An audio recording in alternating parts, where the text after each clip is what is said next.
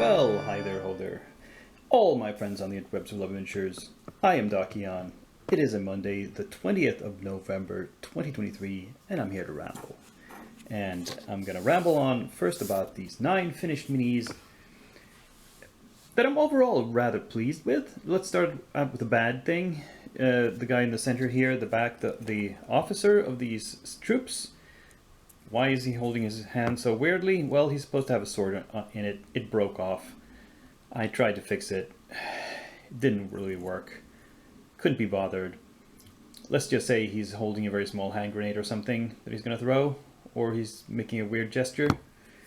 I'm not going to worry about it. The color scheme for these sort of apocalyptic or cyberpunk troopers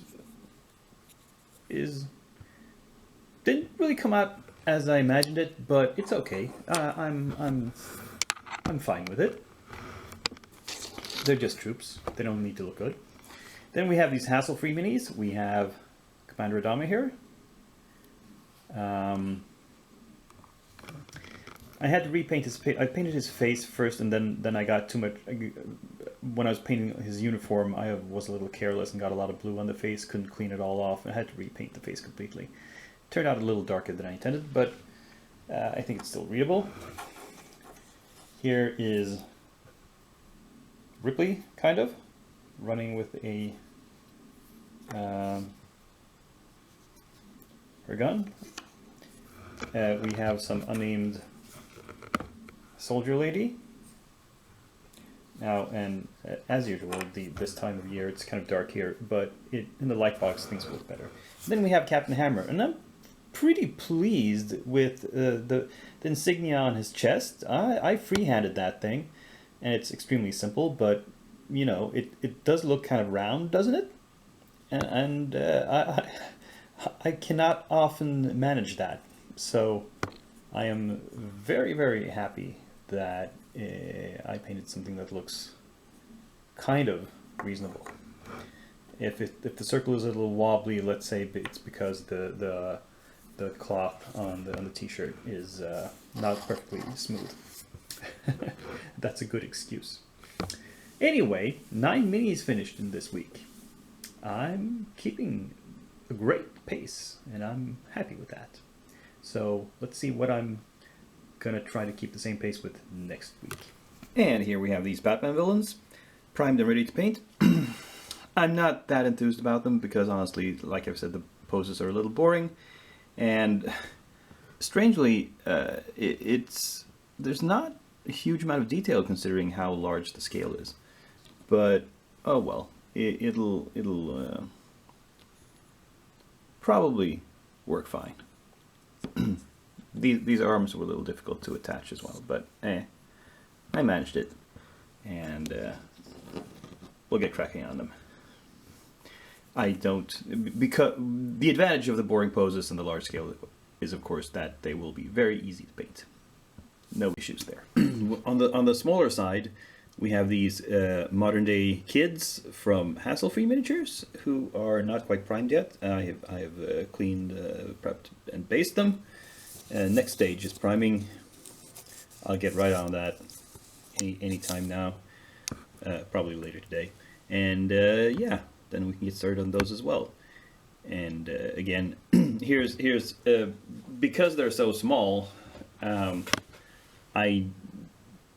there's less detail on them, which also makes them kind of easy to paint.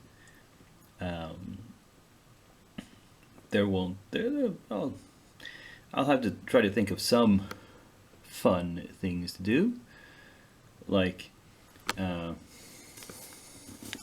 this is clearly not a real rifle this kid is holding, for example. It's a Super Soaker, I think it's supposed to be, and so I'll have to think of how to try to paint something not as like metal or gunmetal or dull plastic, but colorful plastic. And he's got a walkie-talkie and he's got a tinfoil hat on, so that's funny. However, this girl is carrying an actual real bazooka, so that will have to be painted realistically. So, and here we have a tiny little kid-sized buzzsaw, chainsaw. The word escaped me for a moment. Wonder why they make them in those sizes. Oh well. But as I said, these will be fun and probably relatively easy to paint.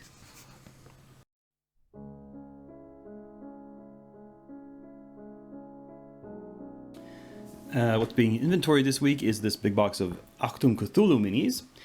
There are a grand total of 33 models in this box, and it's not because I have so many blisters. Well, I have quite a few of these blisters. You know, there's only 3 in each, you might think, but there's actually one big pack of about a dozen Migo, and I'm dreading that because I painted just 3 Migo, and assembly of those with every single leg being separate. Oh, man, that was a chore. So, also some of these blisters have been,